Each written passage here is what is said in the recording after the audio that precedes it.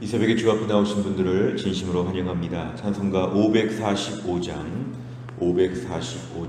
찬양 드리겠습니다.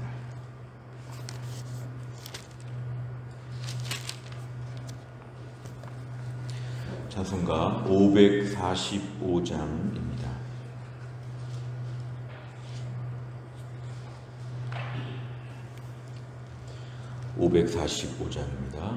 이 눈에 아무 증거 아니 배여도 믿음만을 가지고서 늘 걸으며 이 귀에 아무 소리 아니 들려도 하나님의 약속 위에 서리라.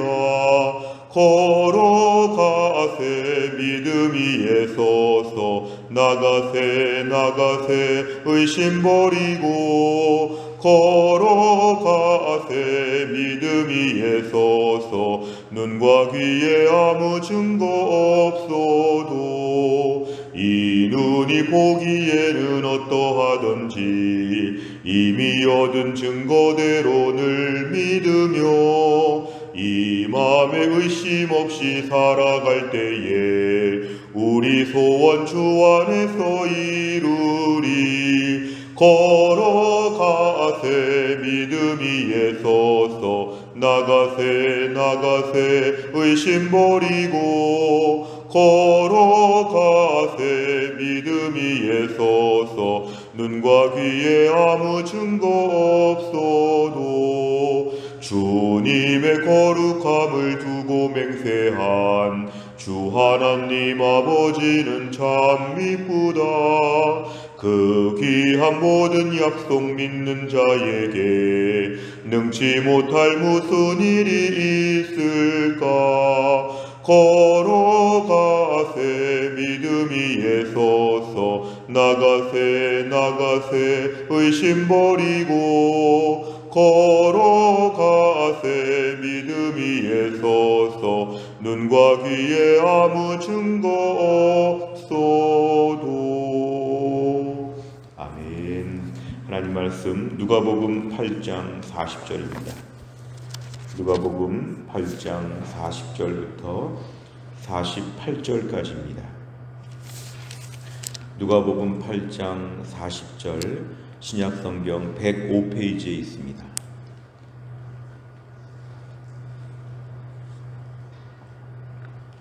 누가복음 8장 40절부터 48절까지의 말씀 저 한 절씩 교독하겠습니다. 40절에서 48절입니다. 예수께서 돌아오심에 무리가 환영하니 이는 다 기다렸음이러라. 이에 회당장인 야이로라 하는 사람이 와서 예수의 발 아래에 엎드려 자기 집에 오시기를 간구하니 이는 자기에게 12살 된 외딸이 있어 죽어감이러라. 예수께서 가실 때에 무리가 밀려들더라.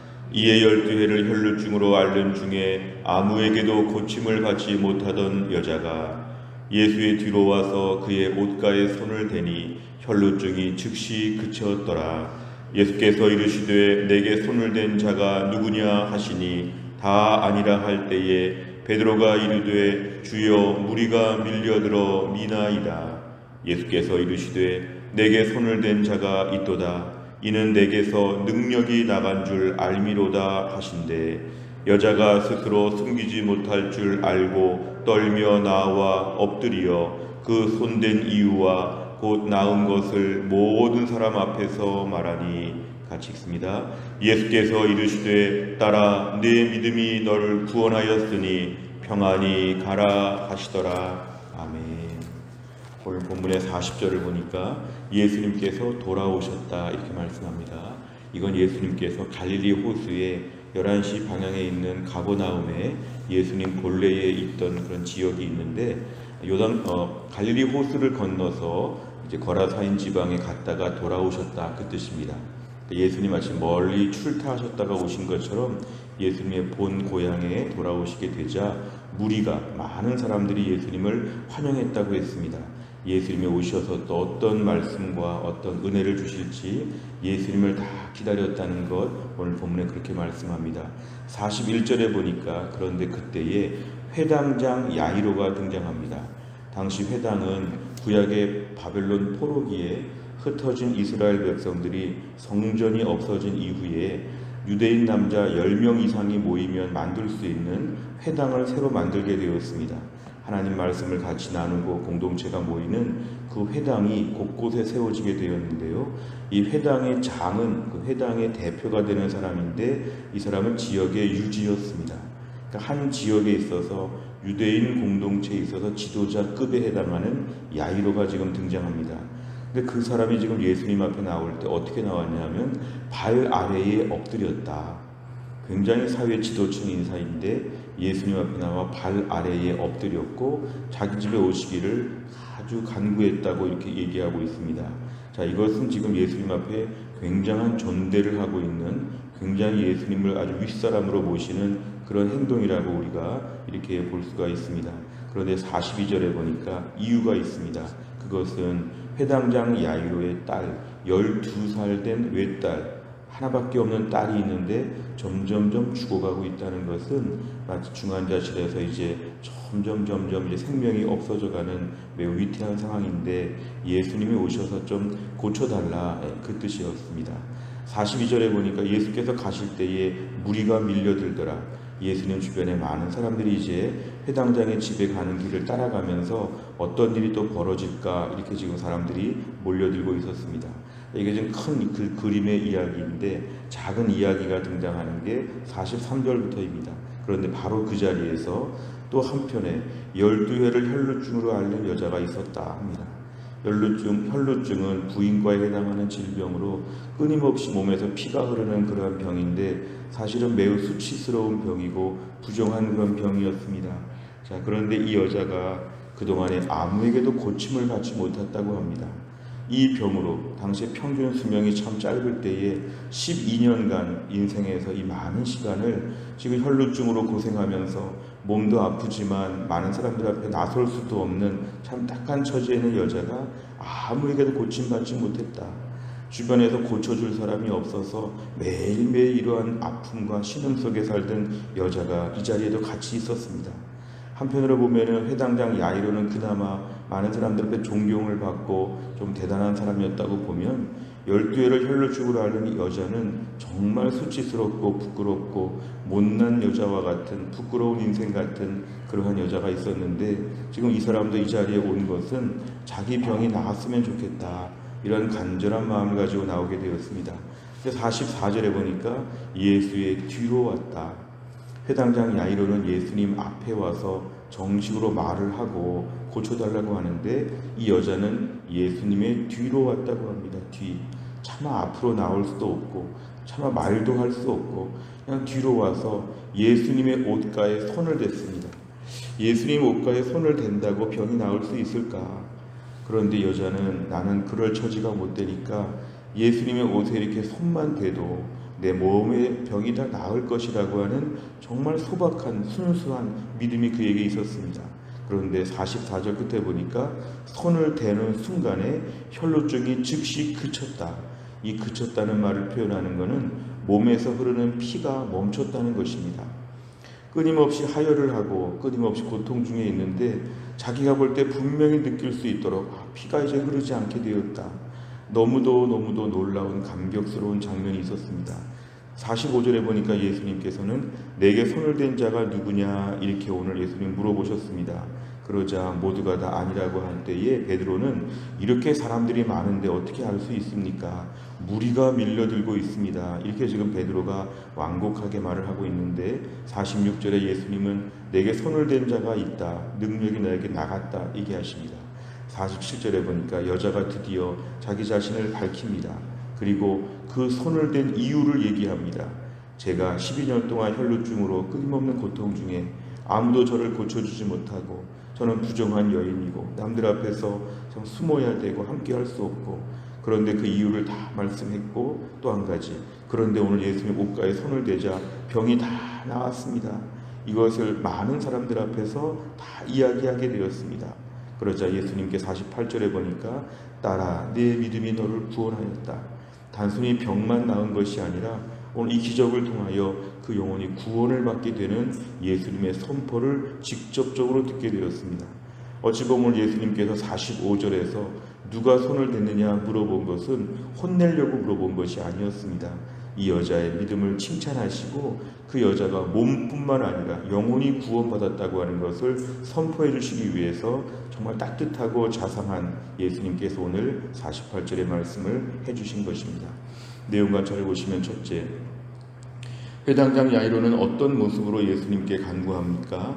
회당장 야이로의 모습을 보니까 예수의 발 아래 엎드려 자기 집에 오시기를 간구하였다 그랬습니다. 사회 지도층 인사였던 회당장이 예수님 앞에서 이렇게 무릎을 꿇고 말했다는 것은 매우 특별한 경선입니다. 두 번째를 보면 혈루증 앓는 여인은 예수님께서 지나가실 때 어떻게 합니까? 44절에 보니까 예수님의 뒤쪽으로 와가지고 예수님의 옷의 가에, 옷 끝에 손을 대기만 했는데 이게 그 여자의 최상의 지금 행동이었습니다. 그러자 44절에 혈루증이 즉시 그쳤다고 오늘 성경은 말씀합니다. 세 번째를 보면 예수님의 발 아래 엎드린 회당장 야이로와 예수님의 옷가에 손을 댄 혈루증 앓는 여인은 왜 그런 행동을 했습니까? 둘 다 예수님께 나온 목적이 있었습니다. 회당장 야이로는 자기 12살 된 딸이 지금 점점 죽어가고 있으니까 딸이 죽어가는 걸 지켜보는 그 아버지의 심정으로 예수님 앞에 나올 수밖에 없었고, 또한 예수님께 나올 때도 너무 다급하니까 예수님 앞에서 막 발 아래 엎드려서 간절하게 지금 간구했다고 이렇게 얘기하고 있습니다. 간절히 매달리는 것이죠. 지금 자기 딸이 죽어간다. 매우 긴박한 상황이기 때문에 예수님 꼭 오셔야 되겠습니다. 꼭 오셔야 되겠습니다. 자기의 체면과 자기의 모든 사회적인 시선, 사람들이 어떻게 볼까, 왜 저렇게까지 할까, 이 모든 것들을 지금 다 내려놓고 완전히 지금 엎드려서, 그 회당장이 발 아래 엎드렸다는 것은 모든 부끄러움도 없습니다. 자기 딸이 낫기만 하면 뭐든지 아마 그 이상도 할 수 있을 것 같은 그 아버지의 마음, 그래서 자기 딸을 좀 고쳐달라고 간절히 매달리는 것이죠. 병원에 보면은 수술실이나 중환자실이나 젊은 의사분들을 붙잡고도 정말 부모가 자기 자식을 고쳐달라고 막 손을 빌면서 매달리는 그런 풍경들을 가끔 생각해 보면 이것은 아버지의 마음이기도 하고 간절한 마음입니다. 오늘 본문에 등장하는 혈루증 앓는 여자도 마찬가지입니다. 지금 사회적인 시선, 남들이 내 병을 부정하게 보고 또 예수님께 나갈 자기는 너무 부끄러워서 앞에도 나갈 수 없지만 그 자리까지 가서 뭔가 이렇게 행동을 취한다는 걸 보면은 내 병이 나아야 되겠다고 하는 간절한 욕망이 있었기 때문에 그렇습니다. 더 이상 이렇게 살 수 없다. 12년 동안이나 아팠는데 이제 안 아프고 싶다. 낫고 싶다고 하는 간절한 열망. 오늘 결국 회당장 야이로와 12회를 혈루증으로 앓는 이 여자의 공통점은 뭐냐면 뭔가 바라는 것이 간절하기 때문에 그렇습니다. 딸의 병을 고쳐줬으면 좋겠다. 내 몸의 병을 고쳤으면 좋겠다. 여기에 대하여 간절한 바람이 있었습니다. 간절한. 정말 남들은 호사스럽게 사치스럽게 뭘 구할지 모르지만 이건 너무 절박한 문제이니까 구하는 것이고, 또 한 가지는 절박함과 함께 믿음이 있었습니다. 믿음. 예수님께 나아가면 엎드리면 된다. 뒤로 가서 옷가에 손을 대기만 해도 된다. 예수님에 대한 확고한 믿음이 있었기 때문에 믿음으로 지금 이런 행동을 한 것이었죠. 이렇게 엎드려도 괜찮다. 왜냐하면 엎드려서 오신다면, 엎드려서 내 딸이 낫는다면 나는 이 일을 할 수 있다. 이 정도 할 수 있다. 예수님의 뒤로 와서 말도 못하고 옷가에, 옷 끝에다가 손을 살짝만 대도 나는 나을 것이라고 하는 것은 예수님에 대한 분명한 믿음이 있었기 때문에 그렇습니다. 네 번째를 보면 세상의 시선을 두려워하지 않은 회당장 야이로와 혈루증 앓는 여인의 모습을 보면서 무엇을 느낍니까? 오늘 본문에 등장하는 이 두 사람의 모습을 보면 자신의 기도 제목, 자신의 소원이 명확했습니다. 소원이 명확했다는 것과 또 한 가지, 그렇다면 확실하게 의지하는 태도가 필요합니다. 우리 삶에 있어서 정말 예수님 앞에서 내 소원이 확실하면은 엎드리고 매달릴 만한 이유가 분명하죠. 그러면 저희가 오늘 이 회당장 야이로와 혈루증 앓는 여인처럼 예수님 앞에 우리는 엎드리고 있는가? 나오고 있는가? 매달리고 있는가? 내가 너무 간절한 소원이 있고 그 답은 예수님께 분명히 있다면 더 엎드려서 간구하는 게 필요하죠. 정말 확실한 것이죠. 내가 정말 배가 고픈데 바로 옆에 음식이 있다면 반드시 먹어야 하죠.